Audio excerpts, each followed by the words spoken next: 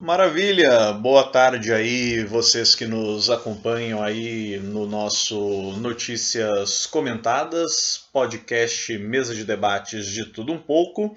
Começando aqui mais um programete para dar aquela fechada na semana, trazendo assuntos importantes, assuntos que precisam, claro, de uma avaliada aí, de uma discutida para além do que está sendo colocado.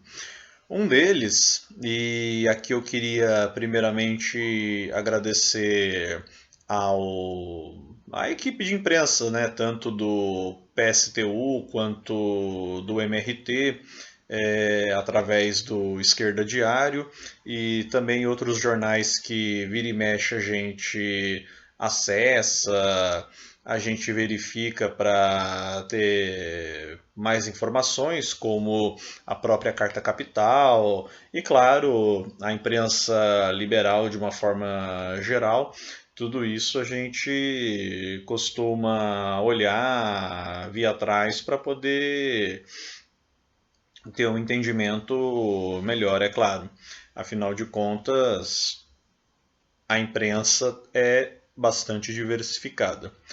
Bom, voltando aqui ao ponto das notícias propriamente, o que foi um tanto quanto, eu não diria inusitado, a gente comemorou, né? Ficamos felizes até por sermos aqui da região.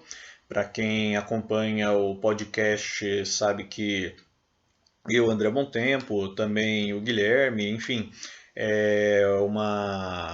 um podcast, uma ideia aí que surgiu aqui em São José dos Campos e falamos aí pro Brasil inteiro, dentro do possível para o mundo, jogamos aí nossas informações, notícias para pessoas de outras localidades também, mas em especial gostamos de pegar notícias, gostamos de pegar assuntos aqui da nossa localidade, ainda mais questões como essa que podem ser expandidas para olharmos um todo. Enfim, toda essa prosopopeia inicial aqui é justamente para falarmos do caso da Caoa Sherry, já que a empresa descumpriu o acordo negociado e os metalúrgicos retomaram a luta contra as demissões. Segundo nota do próprio Sindicato dos Metalúrgicos, em descumprimento ao acordo negociado com o sindicato, a Caoa Sherry informou em reunião com a entidade na última sexta-feira que desistiu do plano de layoff para os trabalhadores da fábrica de Jacareí. A medida coloca em risco a credibilidade da empresa e leva os metalúrgicos a reiniciarem a mobilização contra as demissões. Na manhã do sábado, dia 14, o sindicato convocou os trabalhadores para uma assembleia em sua sede, em que foi aprovada a retomada da luta em defesa dos empregos. Logo em seguida, saíram em passeata pelas ruas do centro de São José dos Campos até uma concessionária da Caoa Sherry. Com cartazes, ocuparam a montadora e exigiram o cumprimento do layoff. O acampamento em frente à fábrica também foi retomado após a assembleia. A montadora havia aceitado, em negociação ocorrida no dia 10, adotar a proposta do sindicato com 5 meses de layoff, mais 3 meses de estabilidade para os 480 trabalhadores que seriam demitidos. Por enquanto, eles estão em licença remunerada. A ata da reunião registra o posicionamento da Caoa Sherry concordando com o layoff. Porém, o que aconteceu? Oh, meu Deus, que admiração! A empresa, a montadora, ela basicamente fez o quê? passou a perna no sindicato e, pior do que passar a perna no sindicato, passou a perna nos trabalhadores, passou a perna nos pais, mães de família, nas pessoas que dependem desses empregos para sobreviverem, para levarem o pão de cada dia às suas casas. E uma empresa que, como ela tem dito na própria propaganda, nos seus próprios comerciais, tem crescido cada vez mais no mercado, sendo cada vez mais uma empresa queridinha dos brasileiros, entre outras frases que dão sempre a entender essa ideia. E o que ela faz basicamente? Em agradecimento, simplesmente toma uma decisão arbitrária, uma decisão da sua diretoria que está ali muito bem estabelecida e com certeza muito bem paga, para simplesmente falar que quer demitir a turma, os trabalhadores que se lasquem. É óbvio que eles não falam exatamente dessa forma, mas a rigor a gente muito bem sabe o que na prática, infelizmente, tudo isso acaba significando.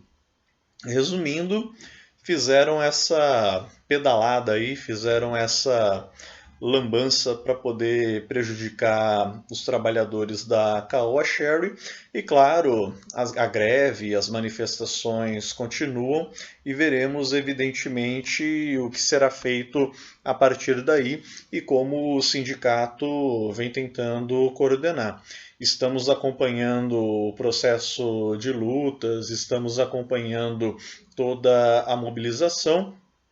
Até agora, nenhuma grande novidade, pelo menos com o fechamento dessa matéria, mas torcemos aí para um desfecho melhor com relação aos trabalhadores da empresa Caoa Sherry. E que vergonha, Caoa Sherry! Vocês simplesmente tomaram uma atitude sem sequer fazer um aviso prévio, sem sequer consultar o sindicato, e depois, quando começou toda a mobilização, vocês sentaram para negociar, determinaram que fariam de acordo com o que foi fechado com o sindicato e não deu aí uma semana, vocês já pisaram na bola, voltaram atrás e disseram que não vão seguir o layoff como combinado. Bom, acompanharemos aí para saber em que pé está toda a situação. O grande ponto disso, para além do sindicato dos metalúrgicos, da situação dos trabalhadores da Caoa Sherry e da empresa de uma forma geral, é justamente a questão capital e trabalho, o grande duelo capital e trabalho, e que, claro, obviamente no capitalismo, o que a gente acaba vendo, o que a gente acaba sempre percebendo é que o capital, ele evidentemente, sem luta, sem resistência, ele vai sempre ser o lado mais forte e, claro, ser o lado que prejudica o trabalho e, mais em especial, o trabalhador, aquele que depende do trabalho propriamente dito. Por essas e outras que a gente fica aí numa situação um tanto quanto lastimável ao ver que, claro, não deveria acontecer em nenhum lugar, mas antes acontecesse só na Caoa Sherry, mas não é a realidade. A realidade, infelizmente, que nós estamos percebendo é a de tantas empresas que têm feito algo semelhante, a de tantas outras indústrias e, claro, empregos de modo geral, que têm feito questões paralelas e, infelizmente, cada vez mais prejudicado a vida do trabalhador.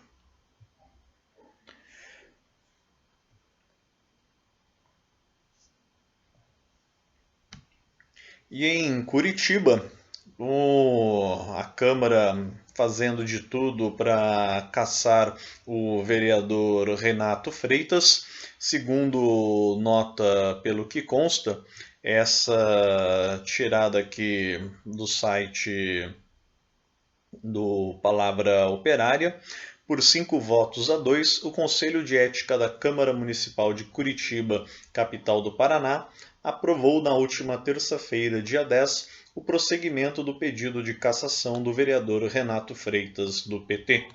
Colegiado que no passado não deu sequência em diversas outras denúncias, como assédio, corrupção e nepotismo. Ou seja, um espaço da burguesia que não tem moral para propor a cassação do parlamentar por participar de um processo contra o racismo e a xenofobia. Bom, o Renato Freitas, como muitos aqui devem estar se lembrando, ele participou daquela manifestação numa igreja no Paraná, porém a igreja não estava em momento de celebração, em momento de nenhum ato religioso propriamente dito. Ela estava aberta, algumas pessoas estavam ali, evidentemente, visitando, até aí tudo bem, mas não estava acontecendo propriamente nenhuma cerimônia, e eles entraram e fizeram a manifestação contra a morte, contra o assassinato do Moise, outro caso que falamos também aqui no Notícias Comentadas há um tempo atrás. E o protesto foi bastante simbólico, porque a igreja também é a conhecida Igreja dos Pretos, lá de Curitiba, construída por escravos, uma igreja que é simbólica do período da escravatura no Brasil. E infelizmente, ah, justamente por ter sido parte de um cenário de protesto e que o vereador e a causa negra local acabaram adotando como forma de fazer a manifestação, da qual até então achamos legítima, eu não vejo assim porque tanto estardalhaço como a direita e a extrema direita em especial procuraram fazer. Inclusive tentando não, né? Inclusive, como é bastante típico, vimos casos aí severos de fake news tentando mostrar o cara como um vândalo, mostrar o vereador como alguém que tivesse simplesmente atrapalhado uma celebração religiosa. Não foi exatamente isso que aconteceu. Se houvesse sido dessa forma, vocês podem ter certeza, pelo menos da minha parte, haveriam sim críticas. Eu acho que a manifestação ela era legítima, porém acredito que a questão de espaço-tempo também deveria ser observada nessa questão. Mas, como eu disse, não houve de fato, né, ao nosso ver, um crime, e a extrema-direita está tentando aproveitar essa situação para tentar caçar o mandato de um vereador negro de origem popular e também pressionar outros vereadores, assim como eliminar outros mandatos. E eu não vou entrar aqui no mérito da questão se são de esquerda, de centro-esquerda, de centro-direita, mas são vereadores de origens mais populares, de origem. Aliás, me desculpem, de origem mais popular, vereadores negros, pretos, eleitos aí em Curitiba e que estão seguidamente, várias vezes, sofrendo o chamado racismo estrutural. É claro que o racismo, ele, digamos assim, assusta quando é aquele racismo mais direto, é aquele racismo é, desavergonhado, como alguns costumam dizer aí no popular. Porém, o racismo estrutural ele é tão perigoso quanto. E é aquele racismo do eu não gosto da sua eu não gosto do seu convívio. Eu apenas suporto porque a lei assim me obriga, né? Imagine se a lei não obrigasse como seriam as coisas. Eu acho que vocês estão entendendo mais ou menos onde é que eu estou querendo chegar. Falando em questão de racismo, nesses assuntos aí que ainda estamos aqui tratando, não deixa também de ter um caráter preconceituoso, um caráter étnico, um caráter de, de um caráter profundo na luta de classes também, apesar de um tanto quanto complexa e posso até dizer que bagunçada, mas a situação que a gente vê entre palestinos e israelenses no estado entre o estado de Israel e o estado da Palestina, estados que vira e mexe estão em situação de guerra e acabam colocando, infelizmente, o próprio trabalhador israelense contra o trabalhador palestino, quando na verdade ambos deveriam estar apontando suas pedras, apontando suas armas contra as suas respectivas burguesias, evidentemente. Bom, infelizmente o que se tem aqui nessa história foi o caso do assassinato da jornalista Shirin Abu Akleh. Minha leitura de árabe não é muito boa, peço aí devidamente desculpas, mas enfim, o exército de Israel, além de ter assassinado a sangue frio a jornalista e ainda tentado colocar a culpa nos próprios palestinos, reprimiu a manifestação desses, reprimiu o velório. Não foi apenas uma manifestação, mas sim o velório, um velório encoberto de manifestação, da qual, entre outras, tentaram estender a bandeira da nacionalidade, a bandeira palestina, a bandeira do orgulho palestino, da nação palestina sobre o caixão da jornalista assassinada, e infelizmente o que se viu foi uma cena de covardia, uma cena de truculência, uma cena, e aqui é para provocar mesmo, uma cena de nazismo por parte do exército israelense, em maioria judaica, mas vimos aí coisas dignas de prática nazista.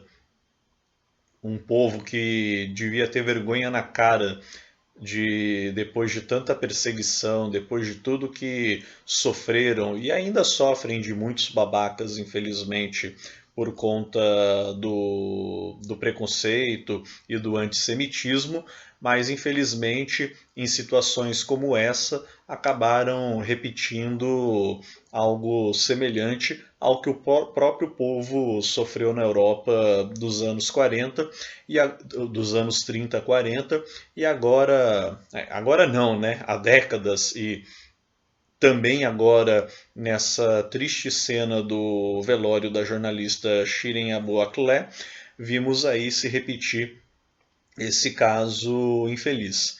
Então, fica aqui nossa solidariedade à jornalista morta, à sua família e, claro, todos os palestinos que, em solidariedade a ela, estavam lá manifestando e contrários àquela truculência, a toda aquele terrorismo de Estado praticado pelo Estado de Israel. Nós do podcast Mesa de Debates não defendemos de forma alguma o antissemitismo, o terrorismo palestino, o terrorismo árabe, principalmente o terrorismo árabe financiado com o grande capital mundo afora, mas somos tão contra o terrorismo de Estado provocado por Israel e pela burguesia israelense contra o povo pobre e oprimido da Palestina. Eu sei que é um discurso que para muitos soa enfadonho, que para muitos soa repetitivo, mas eu acho impressionante que, por mais que se fale, que por mais que essa questão seja sempre colocada, parece que insiste-se em repetir essa triste cena, esses trágicos acontecimentos.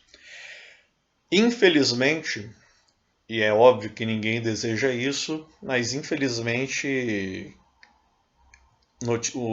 questões como essa do noticiário internacional continuarão sendo muito presentes, seja nesse ou em outros meios de comunicação por aí. De qualquer forma, com relação ao fato narrado em si, nossa solidariedade ao povo palestino. Chegando aqui perto do nosso encerramento, falando em atrocidades, coisas afim, temos que olhar aqui, olha que, olha que absurdo,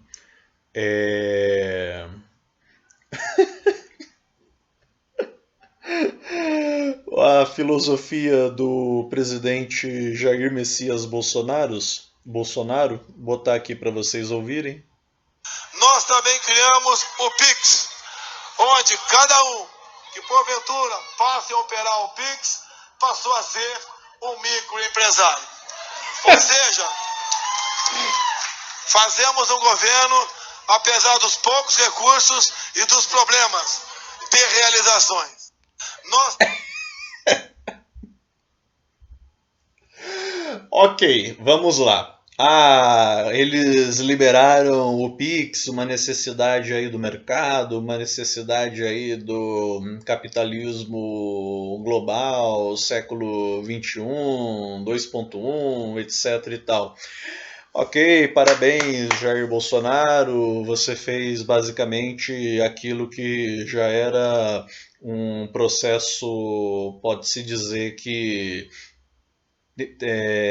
normal e, entre aspas, obrigatório do capitalismo mundial, né? Nossa, olha só, gente, eu fiz aquilo que todo mundo está fazendo, né? Tudo bem, eu não vou questionar. Ele fez, foi no governo dele, né? Ok, meus parabéns. Tá ajudando aí, com certeza ajuda e ajudou muita gente. Agora, convenhamos, né?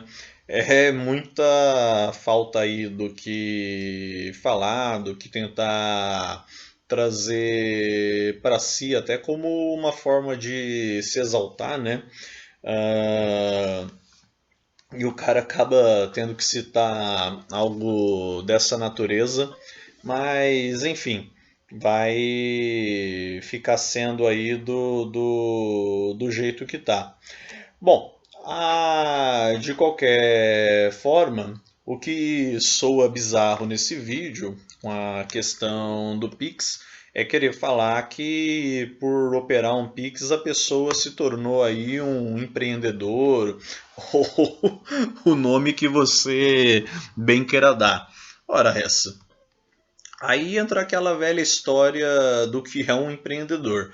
Eu não vou entrar aqui nesse mérito, mas a pessoa vem me falar que por operar um Pix você está sendo um empreendedor.